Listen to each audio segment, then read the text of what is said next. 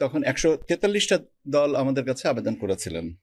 তার থেকে আমরা প্রাথমিক পর্যায়ে বাছাই করে 22টা দলের নিয়ে আমরা বাড়তি অনুসন্ধানের বিষয়টা আনি। এই তথ্য পর্যালোচনার পরে আমাদের অবস্থানটা হচ্ছে দুটো দল প্রাথমিকভাবে শর্ত পূরণ করেছে। বাংলাদেশ নাগরিক পার্টির এবং বাংলাদেশ জাতীয় লীগ, এদের বিষয়ে আমরা এখন এই পর্যায়ে আমরা পত্রিকায় বিজ্ঞপ্তি দিব যে তাদের ব্যাপারে কোনো ওজোর আপত্তি আছে কিনা। নিবন্ধনের বিষয়ে আর কয়েকটা দলকে আমাদের অধিকতর পর্যালোচনা লাগবে। সেটা আমাদের এখানে সচিবালয় পর্যায়ে এবং কিছুটা মাঠ পর্যায়ে অধিকতর যাচাই এটা করতে হবে।